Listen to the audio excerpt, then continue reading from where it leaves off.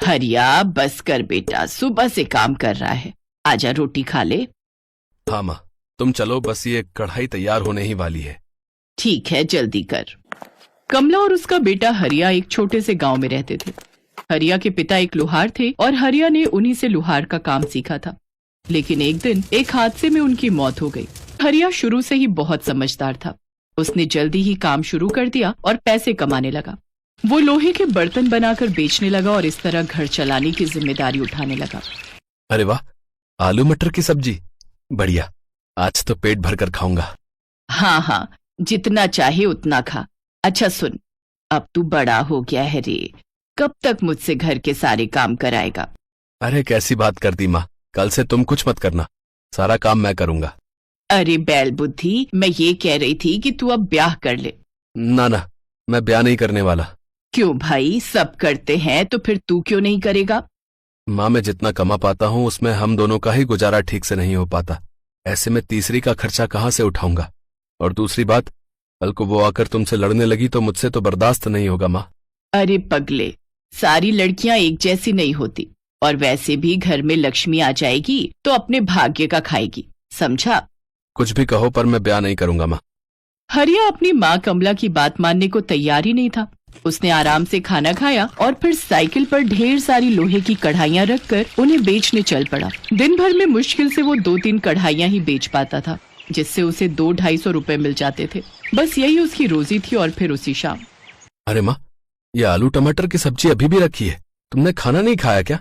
खाया तो था, पर सब्जी थोड़ी ज्यादा बन गई थी। वो छोड़, ये बता तूने क्या सोचा फिर शादी के बारे में? क्या माँ, फिर वही बात, कुछ और बात करो ना।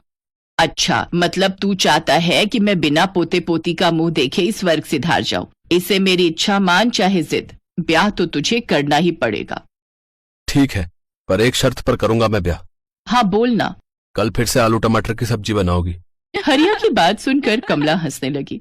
हरिया जितना मेहनती और ईमानदार था, उतना ही भोला भी था। अब कमला पर जिम्मेदारी थी कि वो हरिया के लिए उसके जैसी ही मेहनती और भोली भाली लड़की ढूंढ कर लाए। और अगले दिन से ही कमला इस काम में लग गई। और फिर एक दिन बगल के एक गांव में उसे एक ऐसी लड़की मिल ही गई। कमला उसके घर हरिया के लिए रिश्ता लेकर गई। वहां पहुंचते ही उसने देखा कि वहां भी एक आदमी हरिया की तरह कढ़ाइयां बना रहा था। और फिर, दीनानाथ जी नमस्कार। नमस्कार बहन जी, मैंने आपको पहचाना नहीं। मैं कमला, रामकिशन की जोरू, चंबलिया गांव से आई हूँ। अच्छा अच्छा, आओ बहन जी आओ। मैं और रामकिशन शहर में कई दिन साथ रहे थे, फिर मुझे पता चला कि वो शांत हो गया है।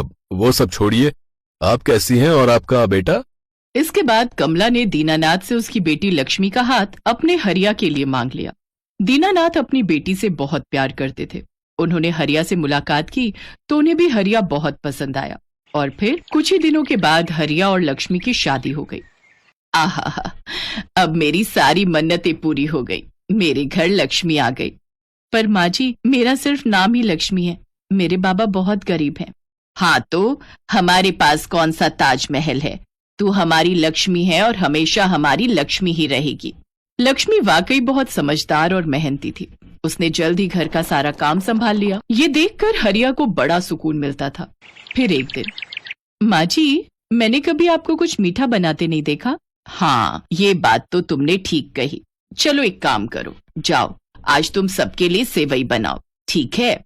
ठीक है माँ जी। लक्ष्मी फौरन बाजार से दूध खरीद कर ले आई और उसे लोहे की कढ़ाई पर गर्म करने लगी। लेकिन थोड़ी ही देर में सारा दूध फट गया, क्योंकि दुकानदार ने उसे पुराना दूध दे दिया था। लक्ष्मी को बड़ा बुरा लगा, लेकिन फिर वो कुछ सोचने लगी। ये क्या हो गया, कितना महंगा आया था दूध, अब मैं क्या करूं? कुछ तो करना ही पड़ेगा। इस फटे दूध का पनीर बना लेती हूँ और फिर खाने में पनीर की सब्जी। कमला ने उस फटे हुए दूध से पनीर बनाया। अरे वाह, देखने में तो बढ़िया लग रहा है, पता नहीं इनको और माँ जी को पसंद आएगा कि नहीं। उस दिन लक्ष्मी ने बहुत प्यार से और ध्यान से पनीर की सब्जी बनाई, वो भी बिल्कुल नए तरीके से और अपनी लोहे की कढ़ाई में। फिर शाम को जब हरिया काम पर से लौटा, आ गए आप, जल्दी से हाथ मुंह धो लीजिए, आज पनीर की सब्जी बनाई है। पनीर? क्या बनाया है, मटर पनीर या शाही पनीर? ना। तो फिर पनीर टिक्का या कढ़ाई पनीर? हाँ, कढ़ाई पनीर है, मगर पनीर टिक्का की तरह, जल्दी से खाकर बताइए ना कैसा बना है।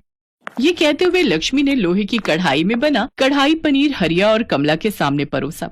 और जैसे ही कमला और हरिया ने पहला निवाला खाया तो वो दंग रह गए। उन्होंने आज तक ऐसा कुछ नहीं खाया था।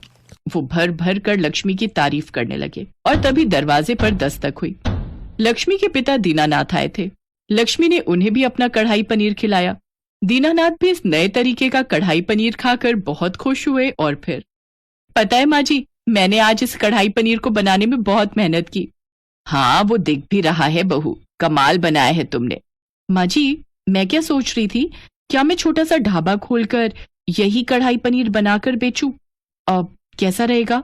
बेटी, इसमें कोई शक नहीं कि तुम्हारी सब्जी बहुत अच्छी है, पर ढाबा खोल सके उतने पैसे हमारे पास नहीं है। आप फिक्र ना करें बहन जी, हम सब मिलकर लक्ष्मी की इच्छा पूरी करेंगे। आप लोगों ने मेरी लक्ष्मी को बहुत प्यार दिया है, तो उसे भी एक मौका मिलना चाहिए अपने परिवार के लिए कुछ करने का। 1 महीने के अंदर ही दोनों परिवारों ने मिलकर एक छोटा सा ढाबा खोल लिया, जहां लक्ष्मी अपना खास लोहे की कढ़ाई और भट्टी में भुना कढ़ाई पनीर बनाकर बेचने लगी। पहले ही महीने लक्ष्मी ने पूरे 20,000 रुपए कमाए और फिर बीतते वक्त के साथ लक्ष्मी के बनाए पनीर को खाने वाले भी बढ़ते गए और उसकी तरक्की भी। और इस तरह लक्ष्मी ने वाकई अपने परिवार के भाग्य खोल दिए।